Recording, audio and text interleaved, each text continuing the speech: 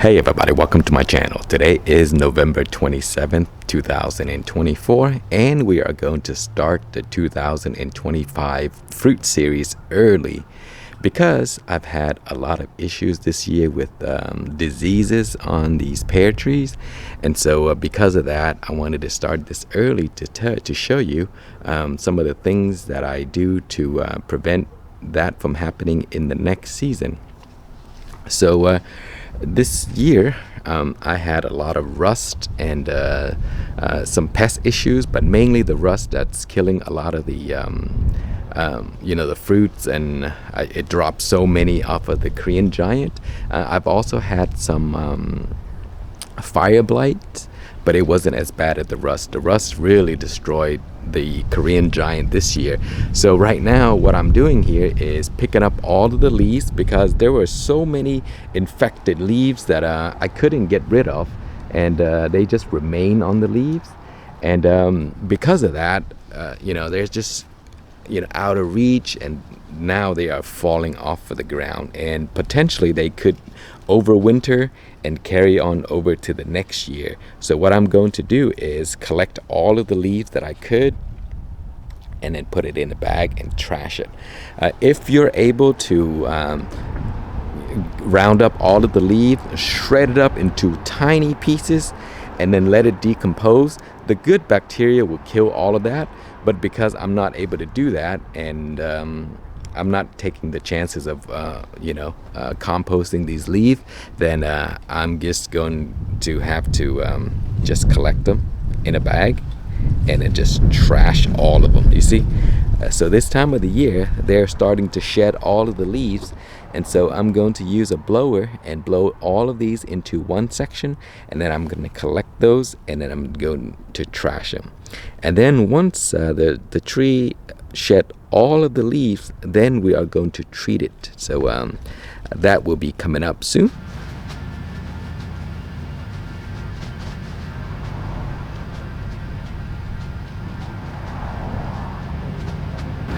So the leaves, these yellow leaves here, they're pretty much just already dead. It just needs the wind to just blow at it. It'll just fall all over the place. And so I'm going to grab them before they fall down. That way it's easy for me to get to them, and then I don't have to pick them off from the ground.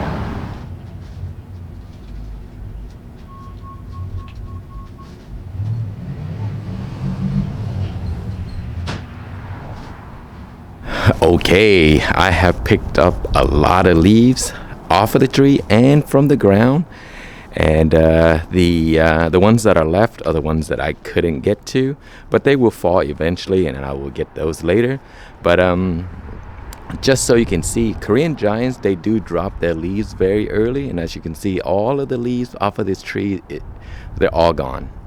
This is a Korean giant, and here, this is my multi-grafted, and the Korean giant branch, which is this one here, it dropped all of the leaves early. The rest, all of these here, like the Shinseiki, Hosui and stuff like that, I pulled those off, and that is the ones that I couldn't get to. And here is the Shinko,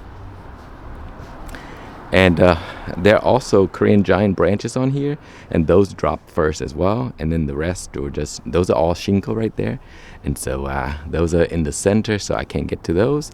So I'll pick those up later when they all fall off.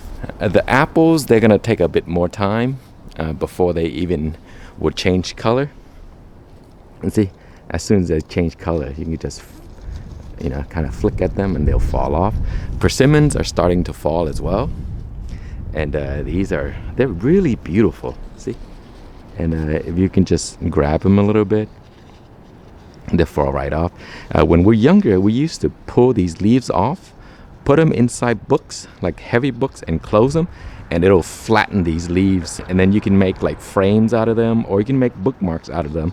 So we used to do that a lot. Those are pretty cool. So I'll show you ones that I've done for my kids. And then here is another Shinko, and as you can see, the Shinko, the leaves are still left. The rest that I could get to, I pulled them all off.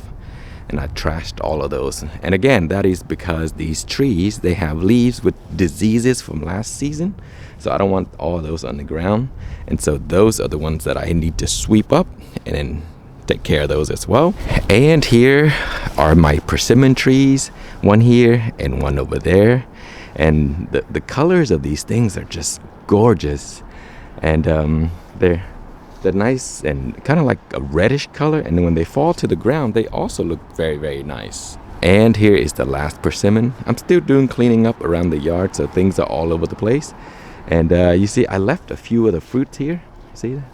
This time of the year, they are so gorgeous. Look at this beautiful reddish orange color, and they're super, super sweet if you leave them towards the end of the season. Look at this, so beautiful. And they will remain on the tree for a long time, and they will eventually shrivel up, and that is when they're the sweetest. And the astringent variety, usually people do that. They just leave them on the tree and then allow them to ripen really, really well till they shrivel up and almost like a mush, and they taste like candy. So yeah, that's what we're doing now, cleaning up, and then I will treat the trees once the leaves have all fallen off. Okay, here are some of the leaves that I flattened out for my kids, and it's pretty nice. You see that? So you can pick a nice and beautiful leaf, and then you can just put in the books, and then you say this is really cool looking right here, and then you can put it, into a frame and put that on your wall, and it looks pretty cool, like a piece of art. So here are the leaves. Just place it like that, and then you just close it up. Just put a little bit weight on top of it, and then wait a few weeks, and then it'll be flattened just like this here, and it will stay this way probably forever unless you break them. But yeah, so that's just something that we do with leaves. It's really fun for the kids, so try that. Okay, it is now time to treat my trees. All the leaves have fallen off, and so what I'm going to use is the horticulture dormant spray, and I'm just gonna mix it by the instructions. It comes with the instructions, and then I'm gonna put it in this unit, shake it up, and then I'm gonna spray my tree.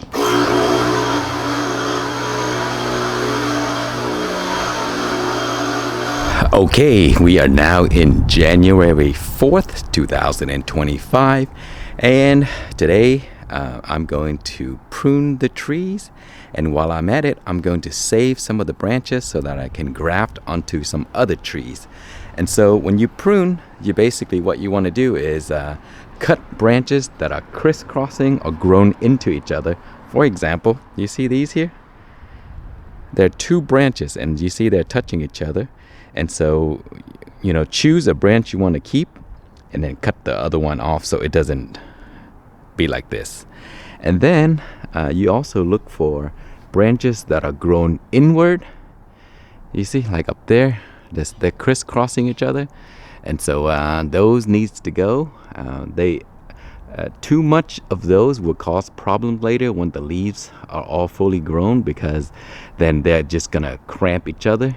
And you see these here, like these new shoots, they're water shoots, and you see they're growing inward and then back out and touching this branch. So I'm gonna cut that one off. And anywhere you see again like that, or they're too crowded, then you want to cut those off as well. So pretty simple. I'm going to save those branches so that I can graft them, and before you save them for the winter, make sure you cut them and then take them inside, wash them up, let them dry, and then put the branches in the refrigerator.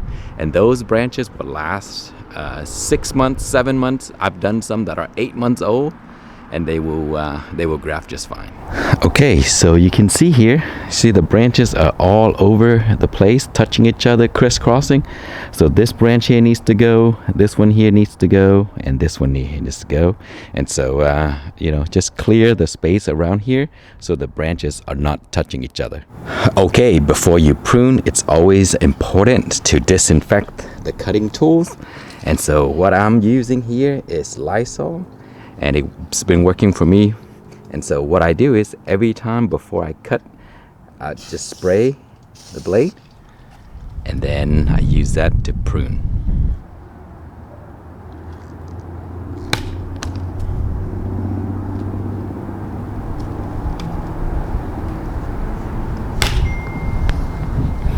See, now it opens up that area and nothing is crisscrossing each other.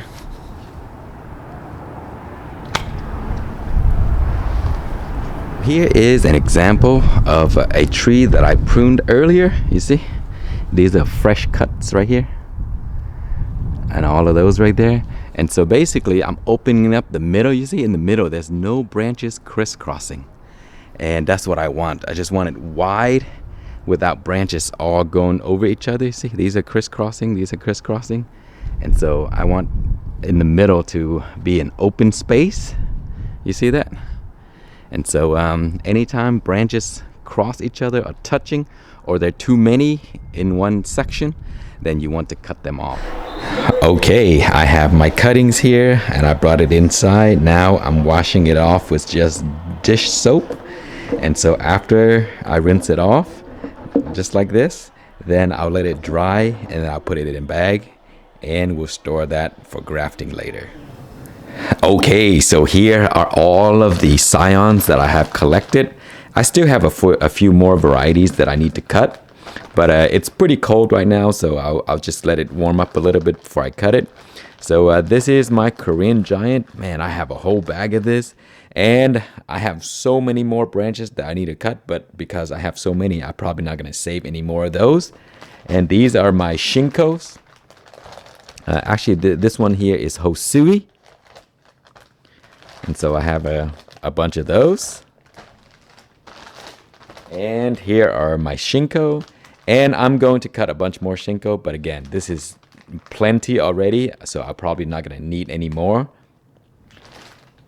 And then I order some new ones here. These are different varieties that I don't have yet. And these are quite expensive because of the shipping cost. Each of these branch is around $5. So here I have, see the price there? So I order a bunch of them. These are some different ones. The Korean giants I actually already have, but I wanted to see what it looks like. And then I got some other varieties here, and as you can see, they're all $5 each. And then the shipping cost here is $20. So the total of just this many right here is $54. Man, but it's really worth it. You know, you graft it on your trees. A few years later, you get some beautiful different varieties of fruits. But imagine that, guys. I have what it is, 6 branches. And it's $54. And imagine, look how many I can sell these for. Look at this. It's like hundreds of them. And I have a bunch more outside that I can cut, you know. So I guess selling scions, it's a pretty good idea. Okay, today is January 24th, 2025, and the freeze has passed. We're getting up into the 50s now, so the weather is getting much warmer. So I bought a tree today, and this is an Orient pear tree.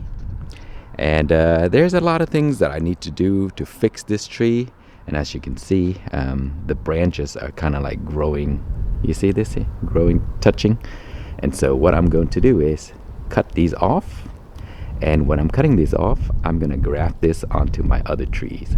And so I'm going to do some pruning. You see, there's shoots all over the place. Those will be pruned. This will be pruned. And then this branch here will be pruned. And while I'm cutting that, I'm going to take the branches over there and we're going to graft now. You see, this one here is growing inward also. And so that's going to have to go as well. So let me cut this off and then we'll take it over to our other tree and I'm going to show you the grafting process. Okay, so now I'm going to take this over to my Korean giant, and I found one that is a good size that match. So what we're going to do is cut this branch here, and then I'm going to graft this Orient pear onto this branch right here. Okay, so we are going to cut this branch here, and make sure you always sanitize your cutting tools. And I'm going to use the whip and tongue method because that seems to work the best for my pear. And also, when you graft pear, usually I do it in the time when the trees are dormant, and it worked just fine. So some other trees, you may have to find different times of the year for it.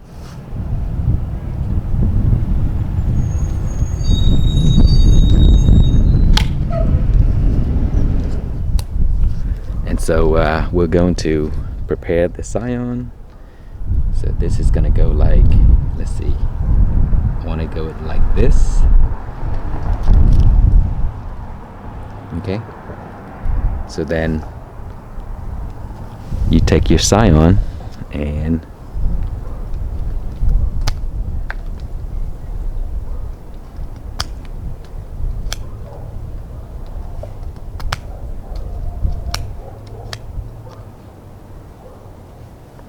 you make a cut like that, and then from the other one you do the opposite.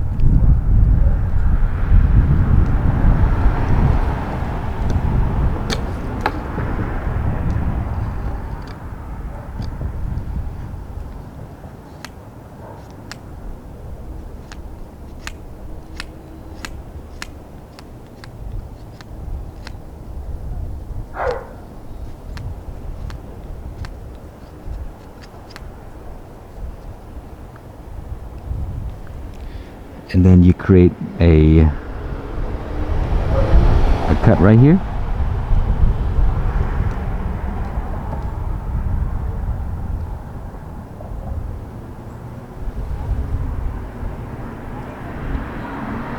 And then same for here.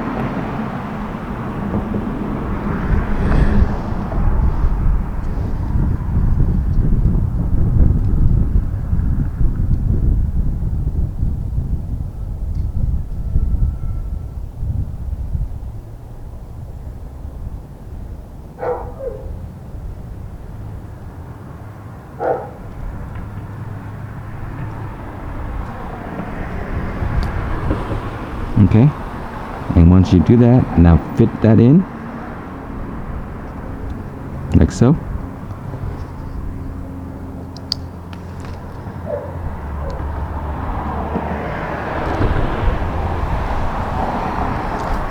Okay, you see how it fit in really well. So let me show you a closer look. See that? So it fits nicely. Make sure the cambium layer touches and everything fits well, and then we're gonna wrap it up.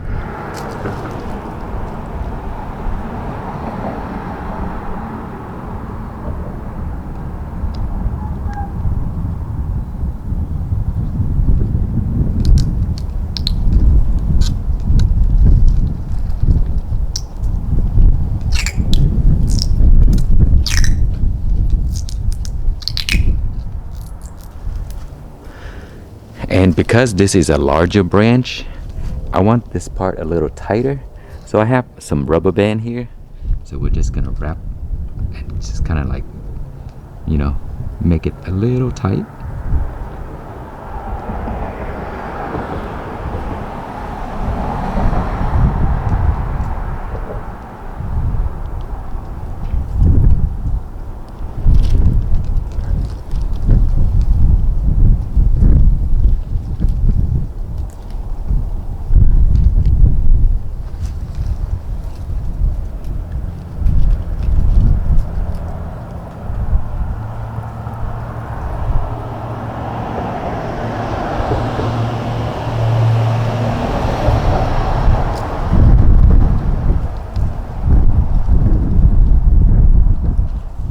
Okay, not super tight, but just so it has a good hold right there.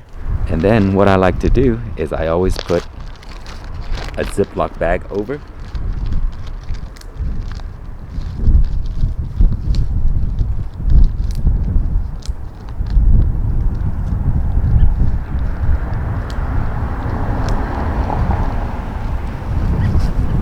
And that keeps the top part here where I cut it right here, it keeps that from drying out too quickly, killing the scion, but it also keeps it nice and warm and the moisture in there.